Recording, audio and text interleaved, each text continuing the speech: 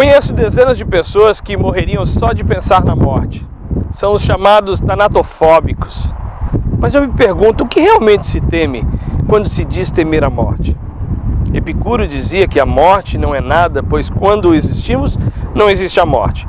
E quando existe a morte, nós não existimos mais. Penso que, de modo geral, o medo que muitos têm da morte é, na realidade, o medo da dor, o medo da incerteza, o medo do sofrimento prolongado, o medo da fraqueza, da dependência, o medo de estar vulnerável. Outros temem a incerteza do que pode acontecer depois dessa vida. Sem dúvidas, é muito difícil e desafiador falar da morte, tanto por conta do aspecto cultural da negação, quanto pelo próprio conceito que ela representa para cada um de nós. E ainda nessa perspectiva, outros temem até mesmo envelhecer, se apavoram ao pensar na idade, no passar dos anos, e aí nessa luta constante contra o tempo, acabam vivendo uma busca contínua e desesperada por a tal fonte da juventude, que na maioria das vezes se caracteriza por uma variedade enorme de arsenais anti-envelhecimento, que na ideia deles os permitirá escapar tanto da velhice quanto da morte. Bem, isto tudo me faz pensar e refletir no conceito biológico chamado senescência, que é o processo natural de envelhecimento, que se opõe à senilidade, o envelhecimento patológico, geralmente causado por doenças e maus hábitos de saúde. Em termos gerais, senescência significa que, à medida em que o tempo passa, nosso organismo padece de uma diminuição cada vez maior das reservas funcionais até que chega ao seu limite crítico. E aí, cansado de viver, o que o nosso corpo mais almeja é descansar e morrer.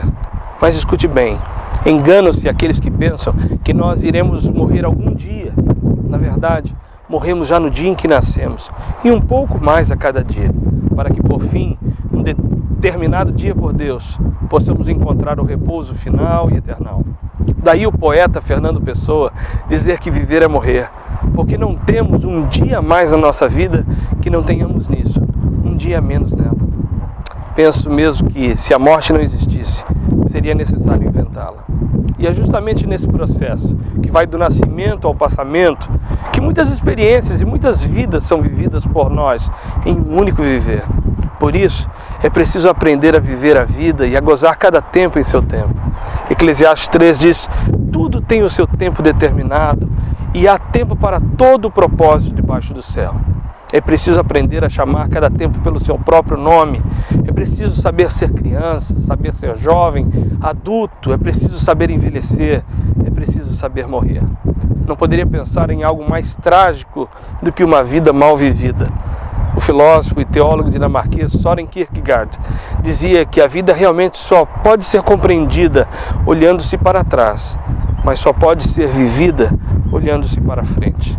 É preciso saber viver, a senescência com essência.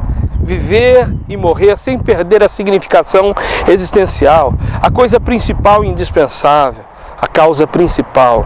É preciso aprender a viver sempre, morrendo a cada dia, conservando a alma e transformando-a em criança. Pois se assim não for, se não nos convertermos em crianças, se não nos fizermos dessa forma, diz a palavra, de forma alguma entraremos no reino dos céus. Pense nisso.